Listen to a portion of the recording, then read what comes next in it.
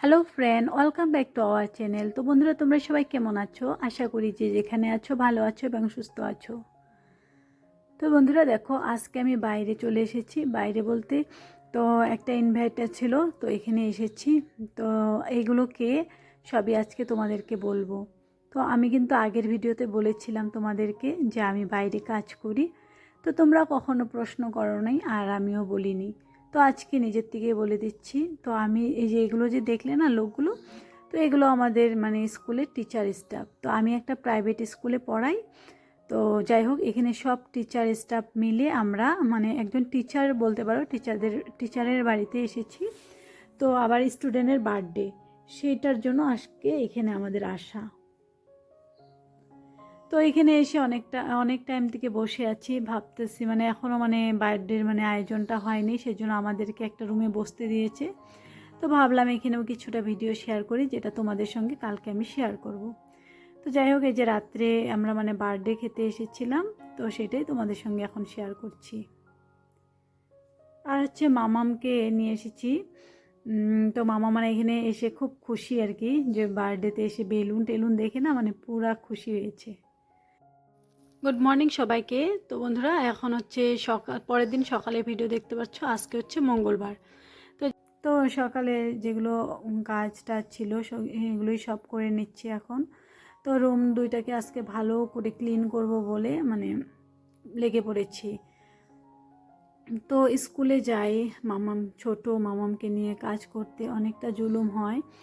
তো যতটুকু পারি তোমাদের সঙ্গে শেয়ার করি।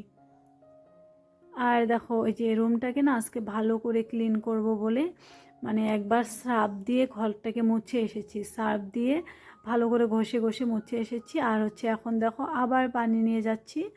তো এটা এখন ভালো পানি দিয়ে আবার মুছে দিব। আর স্কুলের সঙ্গে স্কুল তো পড়াই, তারপরেও সংসারের সাথে সাথে আরও যেগুলো শখের জিনিস আছে এগুলো তো তোমরা দেখোই। যেমন গাছপালা, মুরগি, ছাগল, এগুলোকে খুব ভালোবাসি।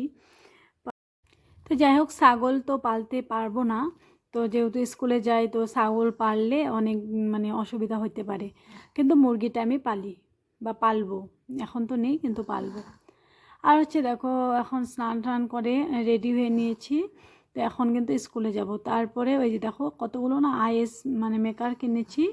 তো এখানে আইসক্রিম বানাবো বলে, তো এগুলো অনলাইন থেকে অর্ডার করেছিলাম। তো এগুলো এসেছে। তো আজকে প্রথম এই আইস মেকারে আমি আইস বানাবো। তো মামাম না আইসক্রিম খেতে চায়। তো স্কুলে যায় তো দেখে বাচ্চাদেরকে খেতে, তো খেতে চায়। তো ভাবলাম যেহেতু ঘরে একটা ফ্রিজ আছে, আর হচ্ছে বাইরেরটা খাওয়ার থেকে ঘরে দুধ দিয়ে ওকে বানিয়ে দেবো ছোটো করে। তো ওটাও খেলে হেলদিও হবে, মানে যদিও গরমের সময় দিব আর কি, রোদের সময়। তো সেই জন্য আইসক্রিমটা বসিয়ে রাখতেছি। তো এখন বসিয়ে রাখতেছি, তো স্কুল থেকে এসে কীরকম হয় তো সেটা পরে দেখা যাবে।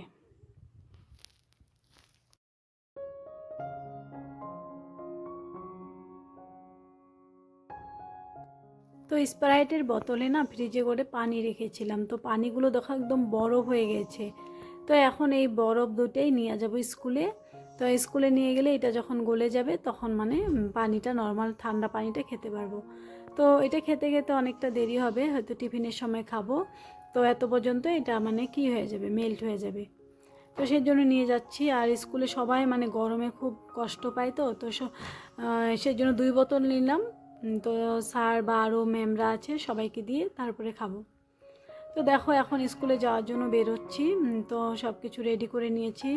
তো মামামের জন্য কিছু টিফিন নিয়ে নিলাম এই ব্যাগের মধ্যে করে। আর হচ্ছে দেখো, মামামকেও তৈরি করে নিচ্ছি। তো মামাম তো ছোট মানুষ, বুঝে না, মানে এদিকে সময় তো কম থাকে, তারপরেও মানে ও এদিকে দৌড়ায় এদিকে দৌড়ায়। তো যাই হোক, এগুলো করেই মানে ওকে ম্যানেজ করে আমার বেরোতে হয়।